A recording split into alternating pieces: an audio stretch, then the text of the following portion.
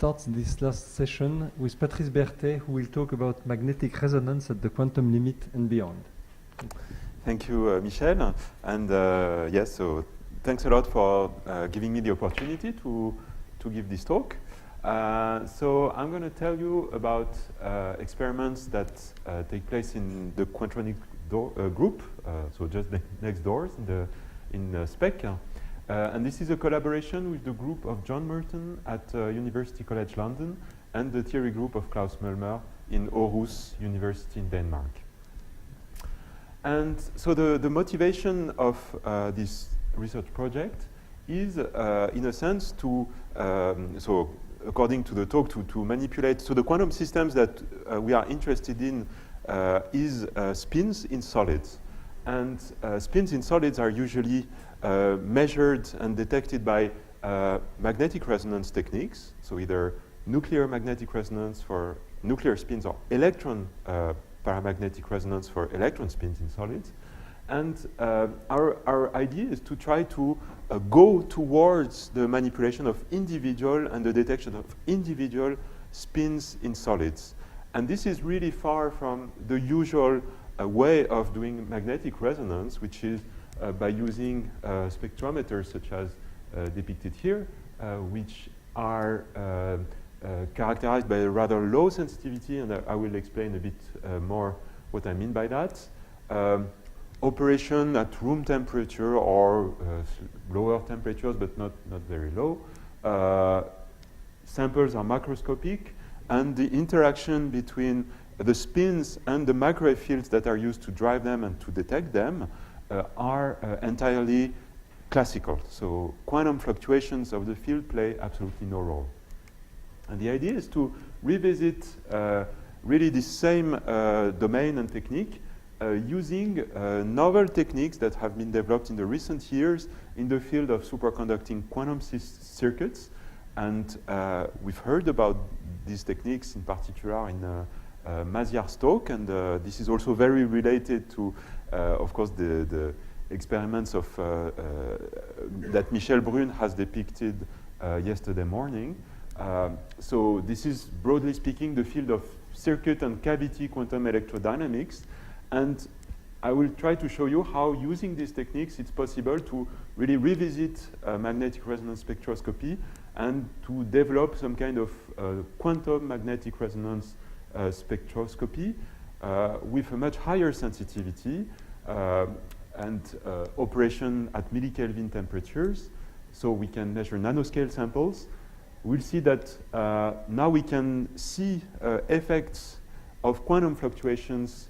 So in a sense, the spin-field interaction enters the quantum regime. We have really signatures for that. And the idea, the motivation is really towards the manipulation of individual quantum systems, as is the title of this workshop. We are not there yet, but I will show how far we have been. So coming back to this electron spin resonance detection, the conventional way to detect spins in a sample, in a crystal, is by putting this piece of crystal in a microwave resonator to polarize the spins with a DC, a continuous static magnetic field B0, and then to probe the spins by pulses of microwave fields. And so typically the workhorse of magnetic resonance is the so-called spin echo sequence, Hahn echo, which was invented by Erwin Hahn. And this sequence consists of first a pi/2 pulse, which essentially rotates the spins along the equator of the Bloch sphere, followed by a delay in which the many spins in the sample will actually dephase simply by the fact that each of them has a slight difference in resonance frequency, so that the macroscopic dipole will in fact be washed out very rapidly simply because of this difference in Larmor frequency of the spins. So this will lead to this decay of this macroscopic magnetization, which will be reversed a time tau later by a pi pulse. And the effect of the pi pulse is in a sense, to reverse time for the spins, so that after the same amount of time, all spins will, in fact, come back into phase, leading to the appearance of a macroscopic magnetization. And this macroscopic magnetization leads to the emission of a microwave signal into the measurement waveguide. And so this is this echo. So this echo, in a sense, contains all the information about the spins, its amplitude, its magnetic field dependence, its shape. This is where magnetic resonance, how magnetic resonance works. And so, of course, this is a very important technique, and it's important to see how far we can push it. And so the question of sensitivity is really a question of signal-to-noise ratio. What is the minimum number of spins that can be detected with a signal-to-noise of 1 in a single echo? So, sorry, it's not a very deep theoretical question, but it's a very relevant practical question for this field. And so it's possible to perform a simple analysis of this setup. So to really discuss the signal-to-noise ratio, one also has to speak of the noise.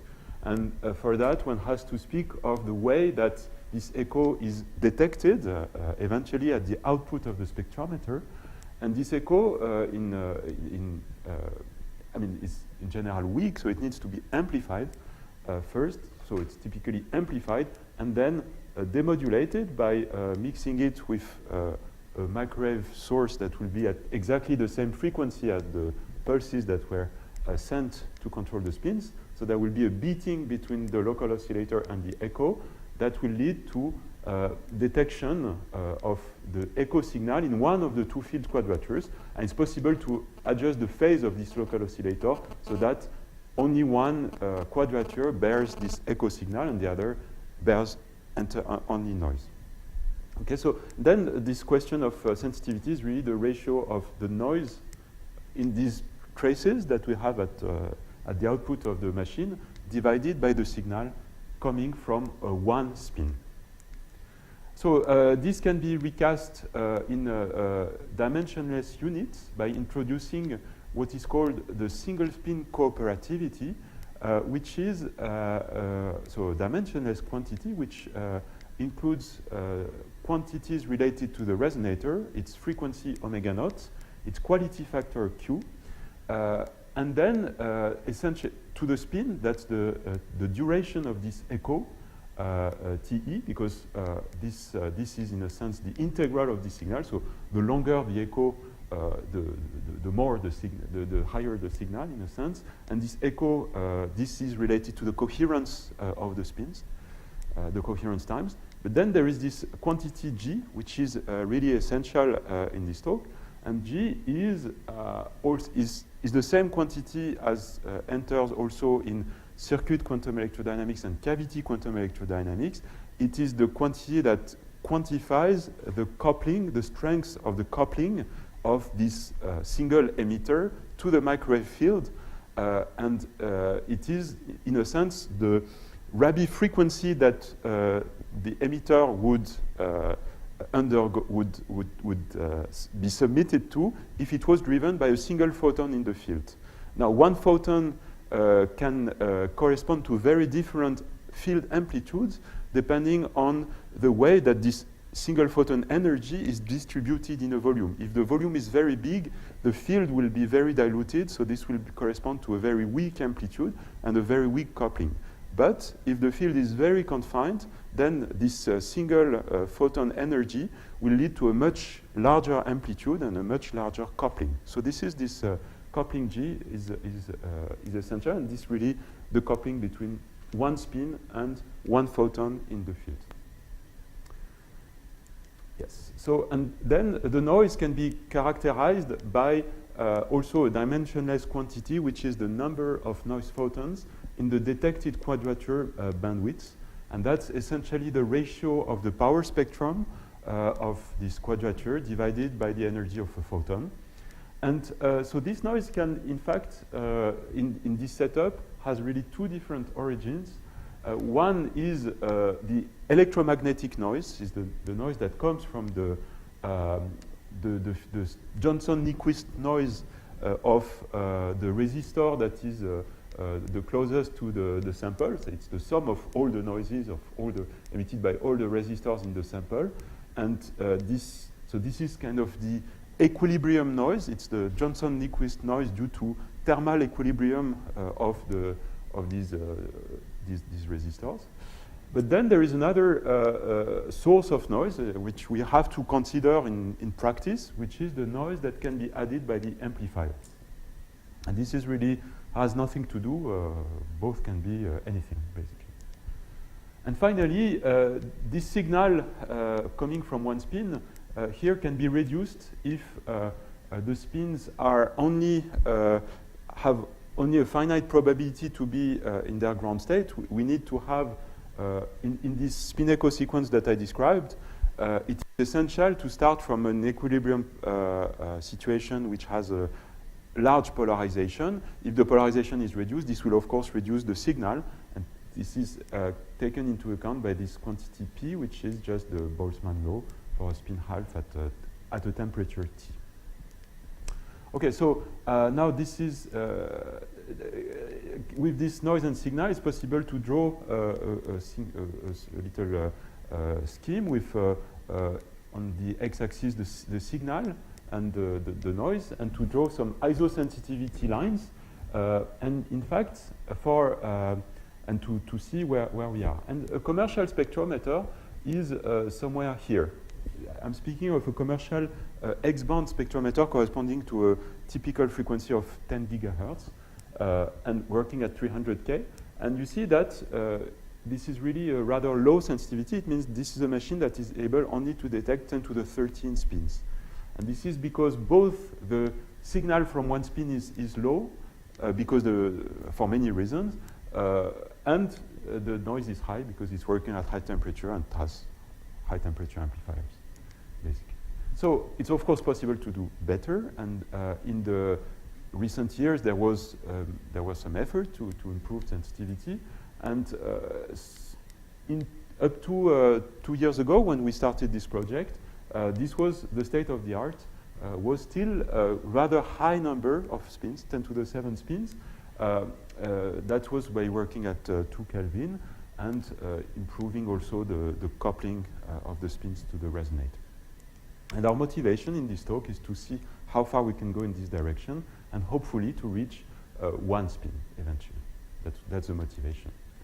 Now I have to say immediately that here this is the state of the art only for a specific, I mean not a specific type, like the most common way of detecting spins in solids, which is the so-called inductive detection of electron spin resonance.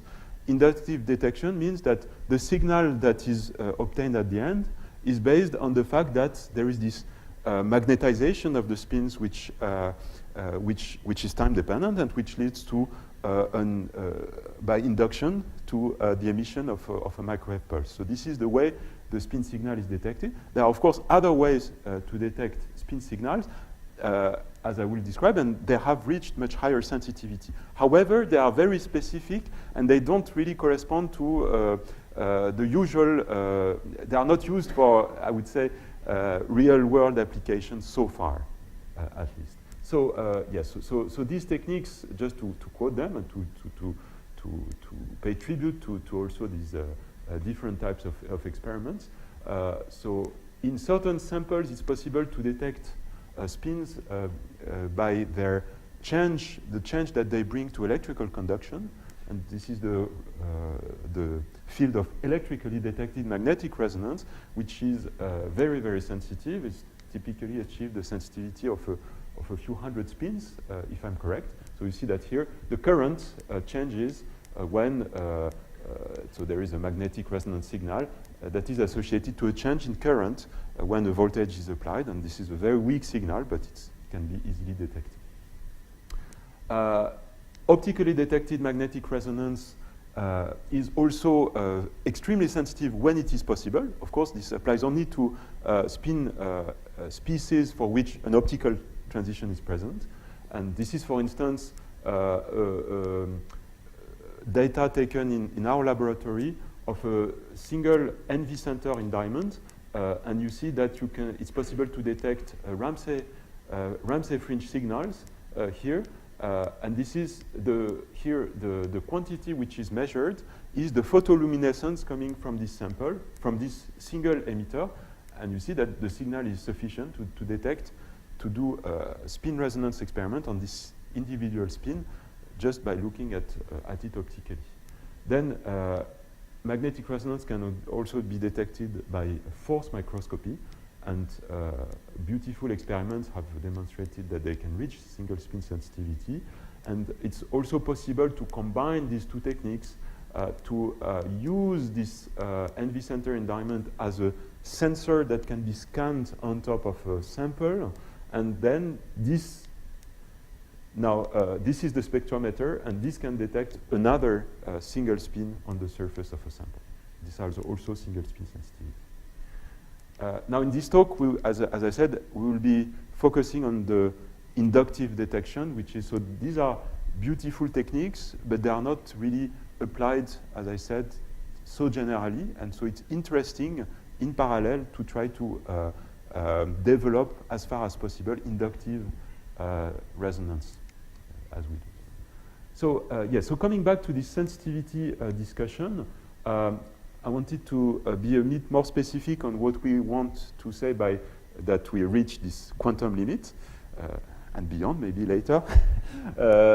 So this is the in this noise contribution we had this equilibrium Johnson-Nyquist noise and this amplifier noise. So this equilibrium contribution is of course temperature dependent, and this is essentially the value of this contribution as a function of temperature.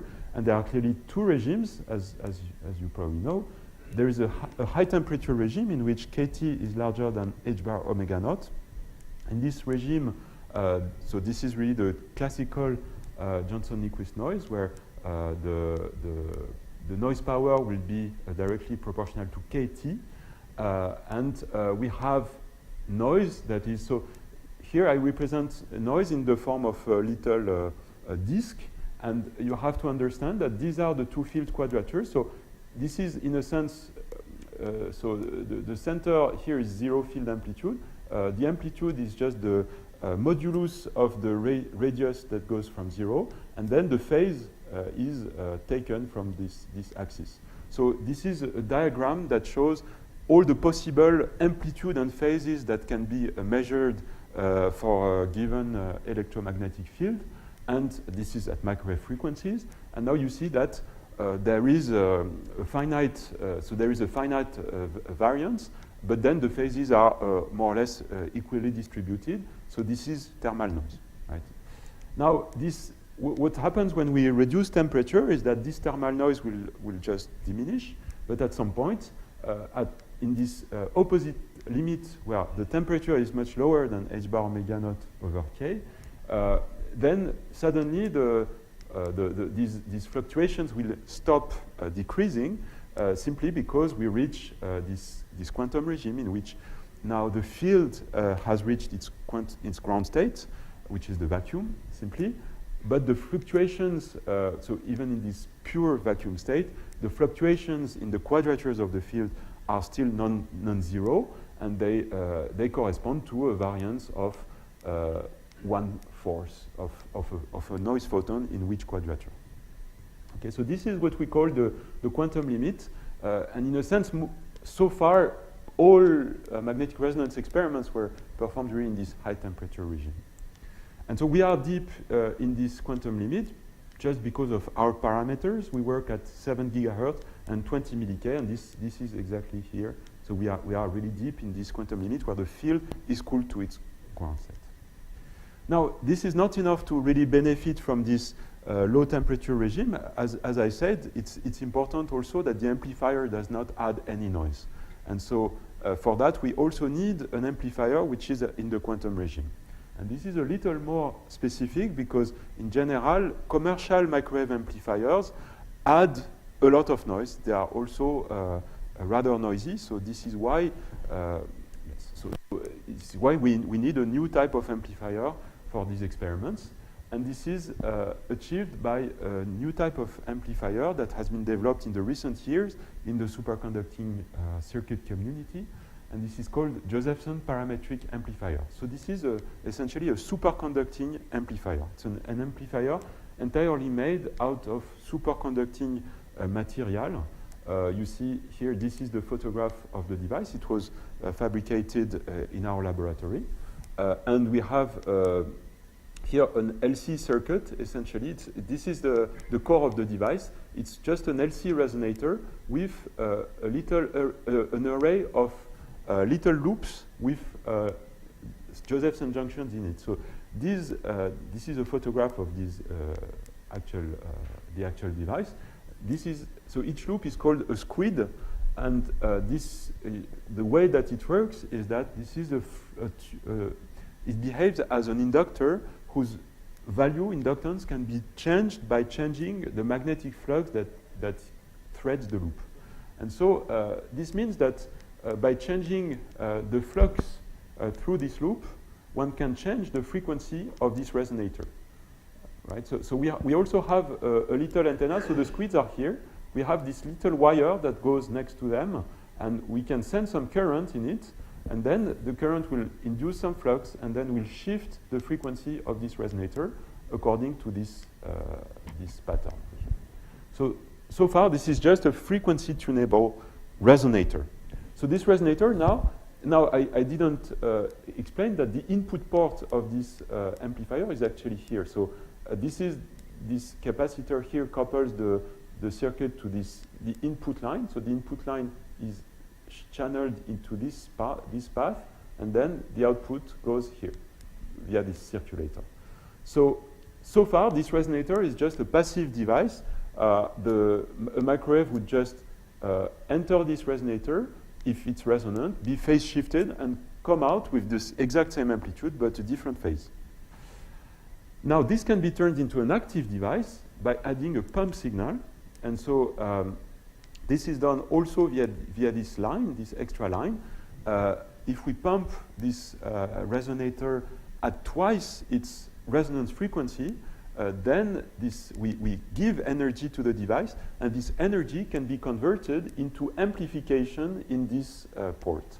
And so this is the so-called parametric instability, which can lead to amplification just below the threshold of instability. And this amplification, so this is shown here. So you see that this is an experimental curve for a signal. By changing the signal frequency for a given pump frequency, we see that we can achieve 25 dB gain, typically with 1 or 2 megahertz bandwidth. So in this regime, we amplify both quadratures of the field equally. And so this cannot be absolutely noiseless, because that would mean that we would be able to detect simultaneously the two quadratures, but these two quadratures are non-commuting, so that would kind of violate quantum mechanics principles. So Caves and others have shown that the minimum number of noise that is added by such an ideal amplifier is 1/4 of a photon in each quadrature. So it's not possible to noiselessly amplify both quadratures of the field at the same time. However, there is another regime of operation for this amplifier, which is the so-called degenerate mode. So this mode was called the non-degenerate mode. But in the degenerate mode, the pump frequency is chosen to be exactly twice the signal frequency. And in this mode, the parametric amplification is phase sensitive, and you can see here the gain as a function of the relative phase between the two signals. And you see that for some phases we have this 25 dB amplification, but for the quadrature phase we have actually de-amplification by as much as 25 dB as well. And in this regime, only one quadrature is amplified, the other is actually de-amplified, and therefore nothing forbids that this amplified quadrature is amplified without added noise. So this is the regime of phase-sensitive amplification, and it was shown by Caves that this can be noiseless. And this is a regime that we use in our experiment. So summing up, this coming back to this combination of this parametric amplifier, this is this JPA here, with the ESR spectrometer. We have this cavity with the spins. We drive them with control pulses. The good thing is that we can control the phase of these control pulses, so we have to keep that fixed with respect to the phase of the pump of the JPA, because we want the JPA to amplify the echo that is emitted, and the echo, so we want this phase of amplification to be corresponding to the phase of the echo emission. So this is possible to do because we control the phase of the control pulses. And then finally, the signal is, so this is entirely done at 20 milli-K, but then this signal, after the JPA, has a much higher amplitude. The noise, the quantum noise has also been considerably amplified. So then we can use commercial amplifiers because they will add less noise than the amplified quantum noise that is coming from the low temperature part. So in this way, the total noise of the output, at the output of the spectrometer, even at 300K, essentially comes from the quantum fluctuations of the field at 20 milli-K. So now, what type of resonator do we use? And here again, we use superconducting circuits to enhance the coupling between the spins and the resonator. So instead of a box, so you see we have a box in the experiment, but the box is not the resonator. The resonator is directly patterned on a chip, and this is this little circuit. Again, a superconducting circuit. This is a capacitor. We have fingers, lots of fingers facing each other, and they are shorted by a wire. So this is a capacitor, this is an inductor, so this is an LC circuit, very simple LC circuit. And you see that for magnetic resonance, what counts is the area with the current, and this is really this wire. So yes, so we can, these chips can have very high quality factors. This is shown here. We can have, here in the experiment, we have quality factors of between 100,000 and 300,000 typically. And this is put in a copper sample holder to be measured by transmission. And when we calculate, so in the experiment that I will show, most experiments, the wire width was 5 micron, so that in fact the field, so you see that the spins are in fact inside the sample, so they are very close to the wire. And so you see that this field is relatively confined. And this is also what helps having a large signal in the experiment. So yes, so with these spins at really in close proximity of this wire, we can calculate this coupling constant, which is this important parameter, and we find something like 50 hertz. So it's much, much lower than the coupling constants that are achieved in cavity and circuit electrodynamics, because there the coupling is dipolar electrics. This is now a magnetic dipole, which is much weaker, but it's possible to increase it even further, as I will show. So this is still already much higher than can be achieved in three-dimensional geometries. So this is a photograph of now the dilution refrigerator itself. This is a 4K, so you have several stages at different temperatures. All this is at 10 millikelvin, all these parts, starting from here. All this is at 10 millikelvin, then you have different stages, and this is the 4 Kelvin stages. Where are the follow-up amplifiers? So the parametric amplifiers are in the lower stage, but then after that, the follow-up amplifiers are here. And this is a zoom in on the low temperature plate. Here you see the two-axis coil with the sample, and the parametric amplifier is really close to it in a separate magnetic shielding. And you have lots of circulators and attenuators to thermalize the microwave field. So now, what spins do we measure? We use in this experiment, this can be applied to any type of spins, of course. in this experiment, we work with a model system, which is, in fact, the system on which the first EPR measurements were done ever. And this model system is donors in silicon. So you have the silicon lattice, and now you replace one atom of silicon by a group 5 element. It can be phosphorus, arsenic, bismuth, antimony. And so this gives an extra electron, so it makes these 4 covalent bonds with the silicon lattice, but it has an extra electron. This extra electron at high temperature is ionized in the conduction band, but when we cool down the sample, then there are some hydrogenoid energy levels close to this ionized ion that are weakly bound, but at low temperature, the temperature becomes much lower than this energy. So the electron can be trapped again on its host atom, and this is what happens. And so this extra electron is really this unpaired electron. It's not part of a singlet, of a covalent bond that would lead to a singlet state. So it has a paramagnetic response, and this paramagnetic response can be detected in EPR.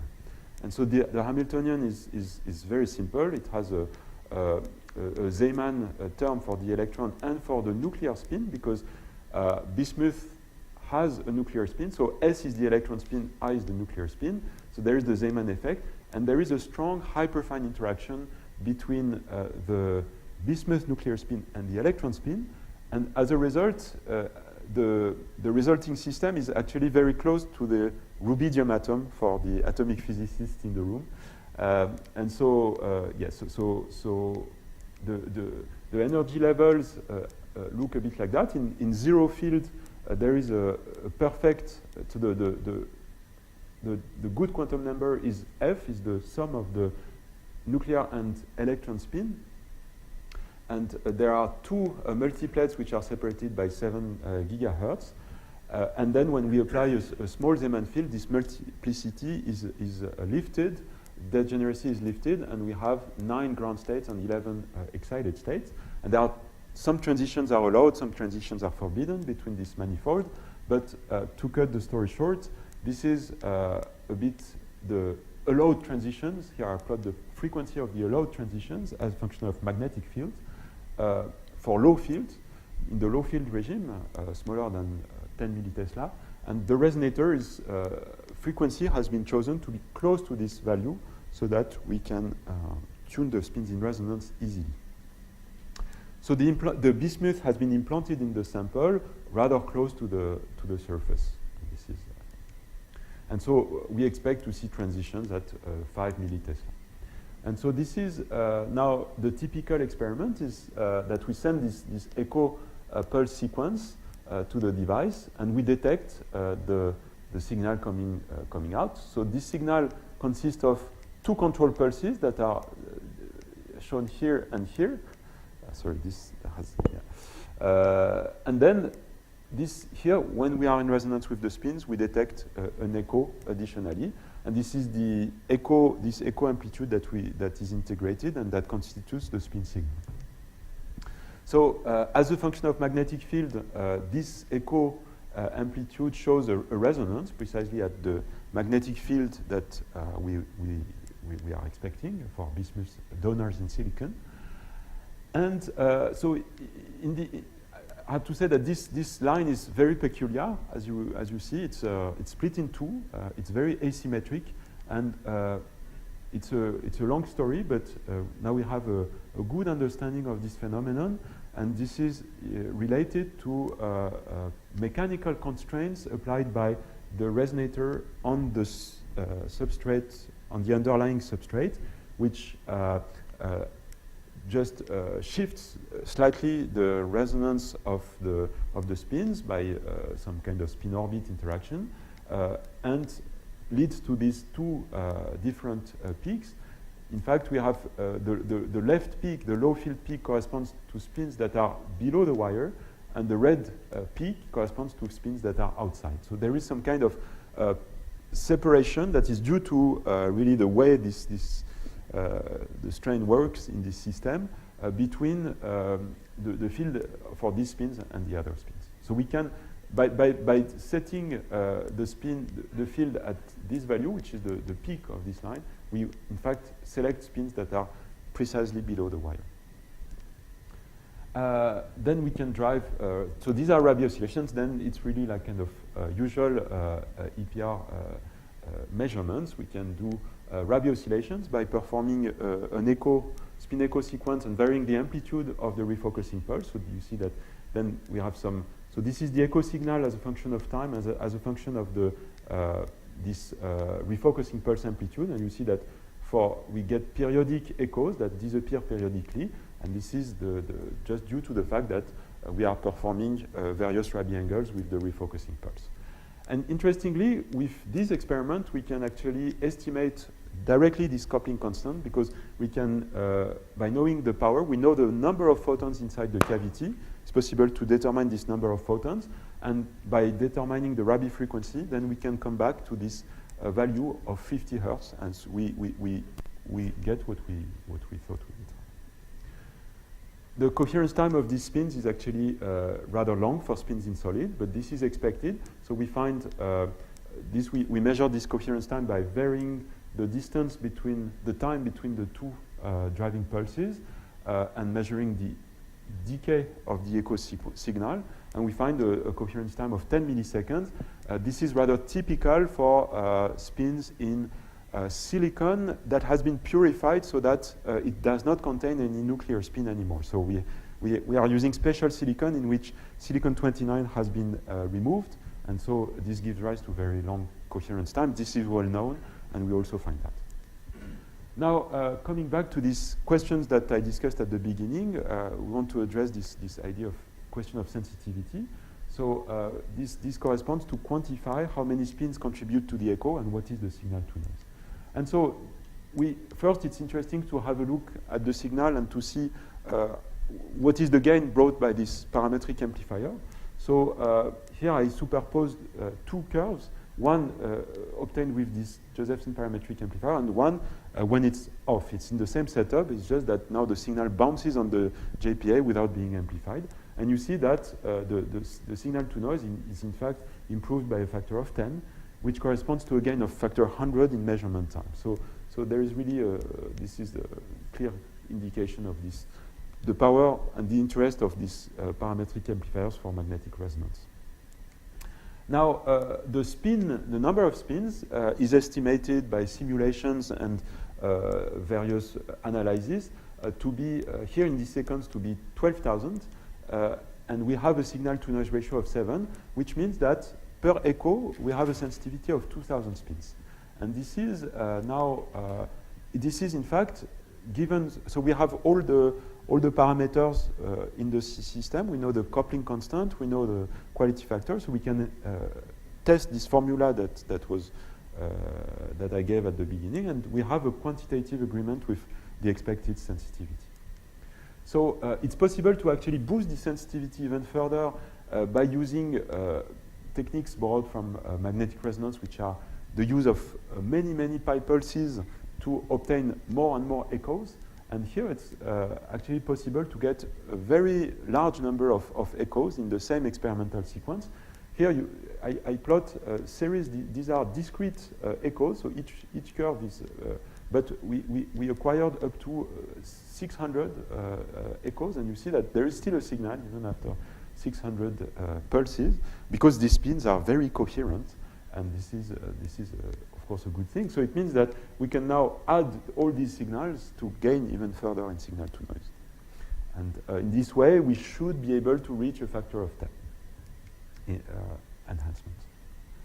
Now, here I'm speaking only of the sensitivity per echo. So the question is, in one echo, so we can achieve sensitivities of really 1,000 spins in one echo. But of course, in a real spectrometer, what matters is also the repetition time, because it becomes irrelevant if we can only repeat every hour, because of course you gain a lot in sensitivity by simply averaging. And so now this sensitivity in absolute units, the question is what is the sensitivity in root hertz? And this is limited by in all magnetic resonance. This is limited by the time that the spins take to come back to thermal equilibrium. At the end of a spin echo sequence, spins are all over the Bloch sphere, and they need to exchange, they need to come back to the initial situation, which has a much lower entropy, and they need to exchange energy to thermalize to some environment, and so to come back to the bottom of the Bloch sphere. This is described by a time which is called T1 in magnetic resonance, and this T1 depends on the interactions of the spins with the environment. And in our experiment, we measure T1 to be 0.4 seconds, which means that sorry, that it's possible to repeat the sequence every second, typically, and which means that we also have a sensitivity of 2,000 spins per root hertz. Now, an interesting thing is that this T1 is actually rather low for spins at very low temperatures. So this is a good thing. It allows us to repeat relatively fast, but then it gave rise to an investigation from our part, because we thought maybe it's close to actually the Purcell limit. And by Purcell limit, what do I mean? I mean the effect of spontaneous emission in a cavity. So T1 process, the T1 process is the exchange of energy between a spin and its environment. So this energy exchange can take the form, can be due to spin-spin interaction, interaction between the spin and the neighboring spin or impurity, or emission of a phonon. These are the most effective relaxation mechanisms in general in magnetic resonance. It is possible. It is also possible for the spin to emit a photon by just spontaneous emission. But in vacuum, this rate, this time, this corresponds to a time of 10,000 years. Simply because magnetic transitions, again, are notoriously weak. This is the same for atoms on hyperfine transition. So this is a very unlikely process. However, of course, things are different in a cavity, and Ed Purcell in 1946 explained that the presence of a cavity modifies the vacuum fluctuation both spectrally and spatially, and so can lead to a dramatic change of emission rate for spins that are in resonance with these cavities.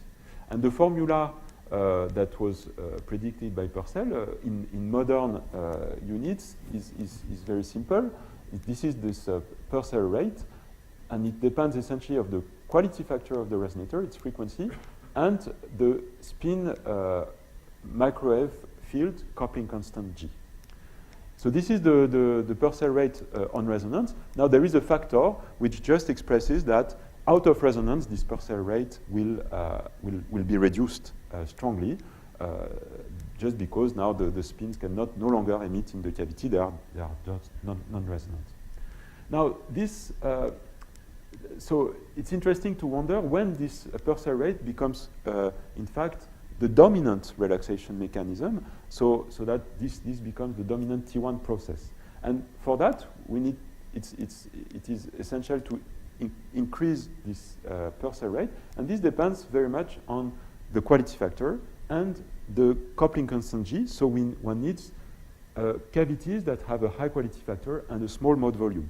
These are exactly the same conditions as in cavity and circuit quantum electrodynamics. In fact, this prediction was the starting point of cavity quantum electrodynamics in the so-called weak coupling regime.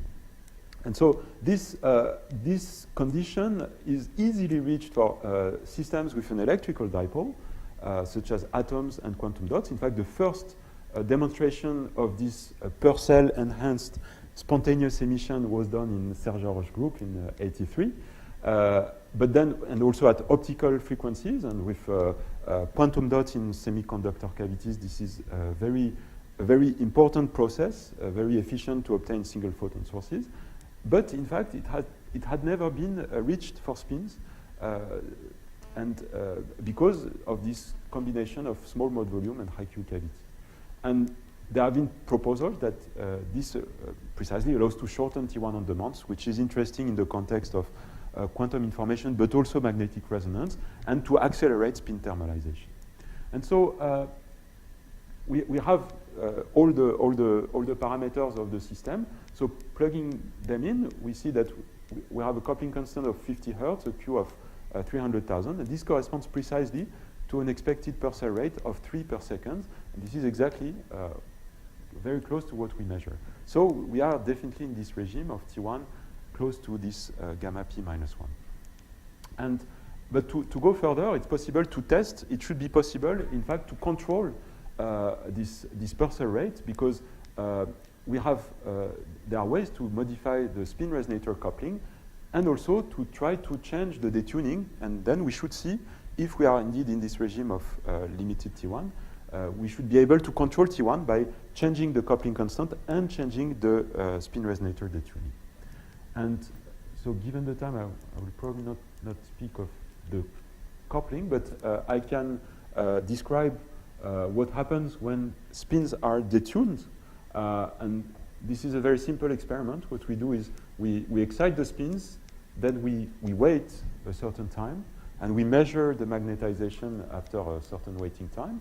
And in this waiting time, we detune the spins by changing slightly the magnetic field, the DC magnetic field, applying a small magnetic field pulse during the time, and just measuring the resulting magnetization as a function of the height of this pulse.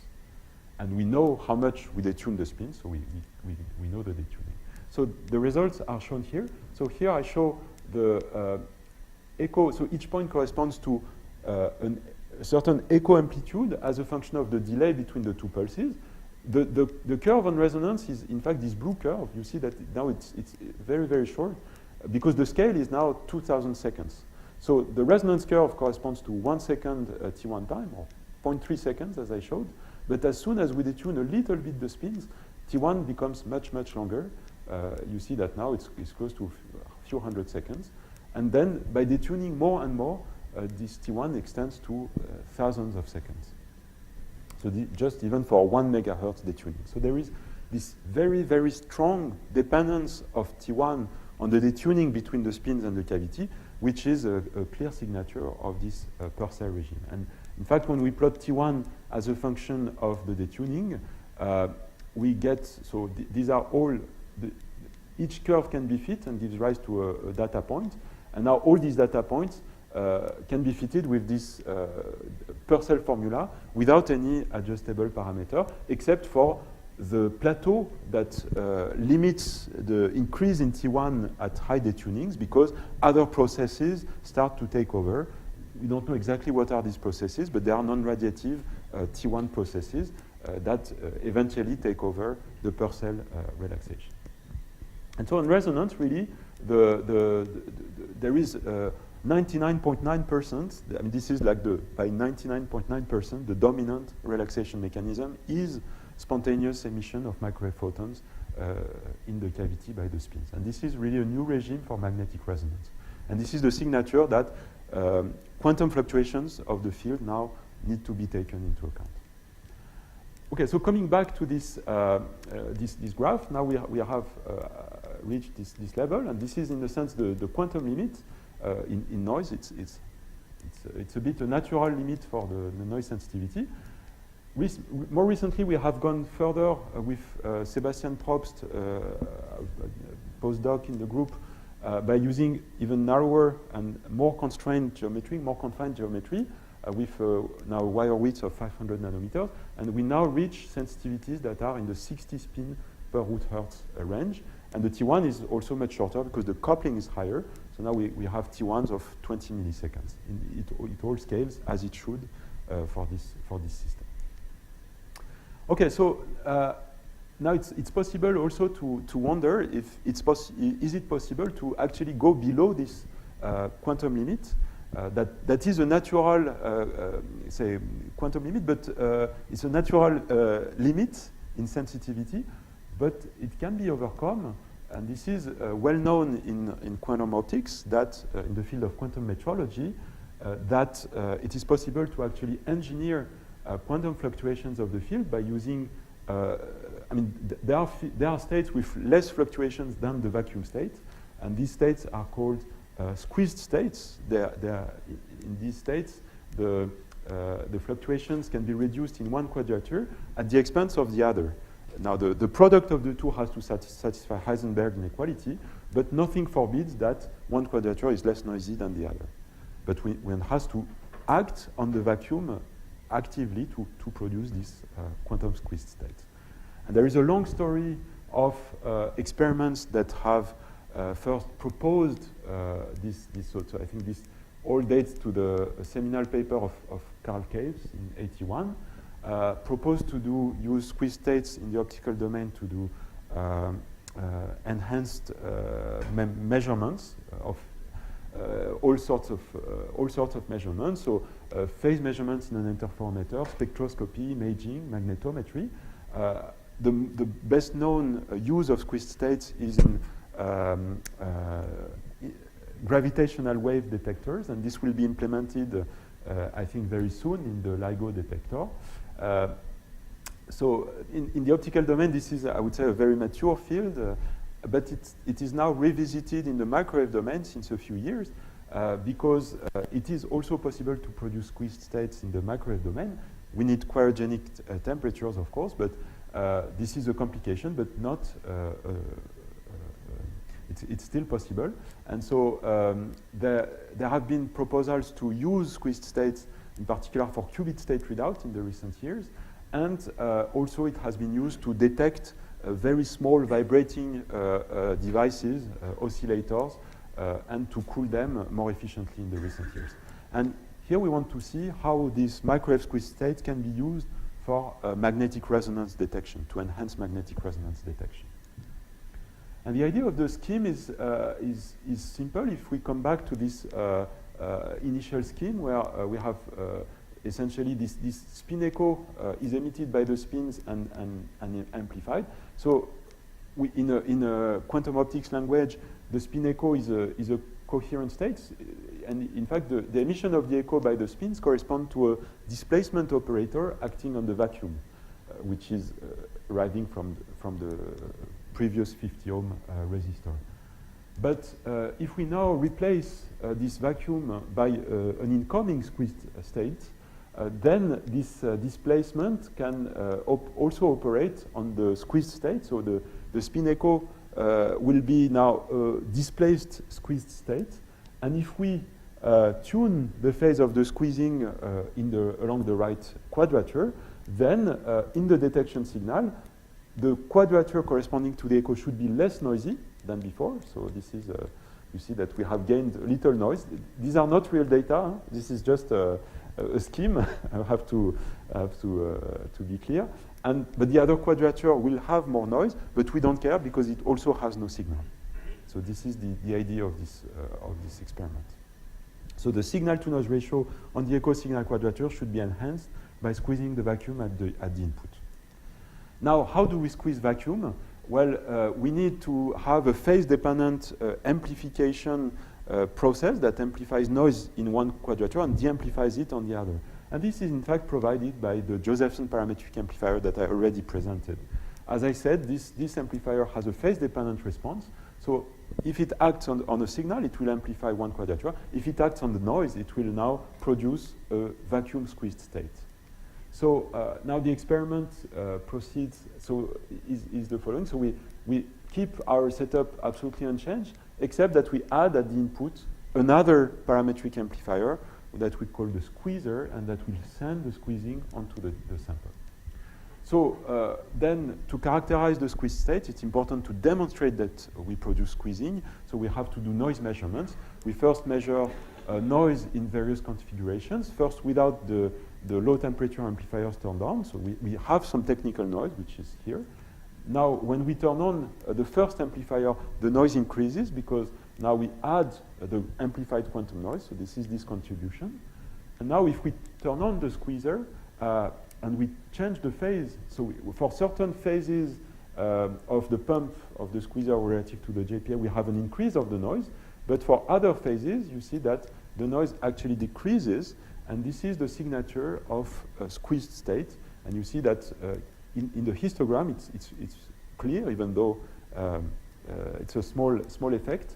the red histogram is narrower than the blue histogram. And this is the proof of a squeezed state. It's a small noise reduction, but nevertheless clearly measured. And then we can add the spins and have them emit an echo in this squeezed noise. And when we pulse the squeezer, so this is important, we pulse the squeezing only during the time of the echo emission. And then we can see that we recover an echo with the same average amplitude as before, as without squeezing. So the signal is unchanged, but the noise is reduced correspondingly. So, which means that we have gained in signal to noise in this measurement. So this is a small effect. It's a 12% enhancement of the signal to noise ratio, which is currently limited by microwave losses, but nevertheless, it's a proof of concept for this squeezing enhanced magnetic resonance. And I will skip this and come back to my conclusion that we are investigating essentially the marriage of circuit quantum electrodynamics and magnetic resonance. We are trying to reach the single spin sensitivity. We are close to that, but not there yet. And we are investigating the effects that arise when quantum fluctuations of the microwave field play a role on the spin dynamics, and also quantum state engineering to improve the sensitivity of these techniques. So yes, I will skip that. And this is a photograph of the group. And I have to especially acknowledge Audrey Bienfait, who did a lot of the work during her PhD, Jared Pla, Sebastian Probst in particular, and also other students and colleagues. Thank you for your attention.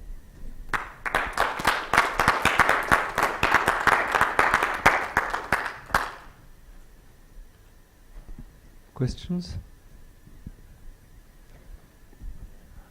This is very nice, Patrice. But there's a thing you said that I have several sort of interrelated questions, but I'll try to make just one. Ask just one. You said that your sample, when you're talking about squeezing, emits a coherent state. Yes. Why do you say that? If you get down to one spin, it emits one microwave photon, doesn't it? Yes. Okay, so a coherent state is some large number approximation. And then I wonder, if you could get down to one, and you probably will get down to one spin, it'll emit one photon. And can you express your current sensitivity in the sense, in terms of, well, the spins emit so many photons, and I just I can't see all of them because for reasons, like the coupling isn't strong enough, or can you say that? And that in some sense you have a collection efficiency of 10⁻³ at the moment. Yes, absolutely. So it's an excellent question. The answer to your first question, why is it why do I say it's a coherent state? That's a very good question. This scheme works only in the, I mean, all I said in this last squeezing experiment works because we are in the weak coupling regime of the collective spin, which means that the spins, which means that essentially the spins emit a very small part of what they could emit, I mean, of their energy. Their energy is actually barely changed by the emission of the echo. And so, in fact, the fluctuations are dominated by the incoming fluctuations. So if the field was strongly modified by the interaction with the spins, then indeed the quantum fluctuations would also be very modified. But since this interaction is actually very weak, it is a bit as if to give you maybe an intuition, as if, so we have this, as if the interaction with the spin was a very weakly transmitting beam splitter. So the beam splitter is, we have a beam splitter. Essentially, this is the incoming field out, and the spin signal is coming from here, but this is like, this is mostly reflecting, you see? So this is in this limit, and this is so we have a really clear theoretical analysis of this, and effectively, it is like that. And this is because of this, in these weak collective coupling limits that we get these results. In a regime where spins would absorb very strongly, where the coupling would be stronger, spins would absorb the incoming squeeze, and more complicated dynamics would take place. So I don't know what it would give rise to, but in this weak coupling regime, it is as simple as we said. This is all we say. So meaning that the parameter that quantifies this is the ensemble cooperativity. So the number of spins times the coupling squared, and this number should be much smaller than 1 for this simple explanation to be valid. This is all I'm saying. Now your question with the single spin, I would say it's a bit the same. In the weak coupling regime, and unfortunately we will be in this weak coupling regime, it all boils down to averages as just the signal that goes down. So we don't expect to see have any qualitative difference with what I said in the limit where the coupling is of course the coupling, we are willing to increase the coupling, and we would love to have it in the strong coupling regime, but the cavities that we can make are not good enough for that. So we will be in the bad cavity limit, and this bad cavity limit, as far as I understand, going to a single spin will just mean that there will be less signal, but that's it. So it will not change qualitatively the picture of what I described. This is at least my understanding. And yes. Other questions? If not, you have so with this with including the JPA, you have the ability of doing single measurements. I was wondering if it is possible to use this to do something more fancy, like doing some kind of adaptive measurement of your spins instead of just simply applying, just a simple echo pulse, rather using some kind of. Yes, that's a good remark. I don't know. I'm sure there are probably some smart schemes that would be interesting to look at, but I have no clear answer. But it would be great to have good ideas. Other questions? Then let's thank Patrice again.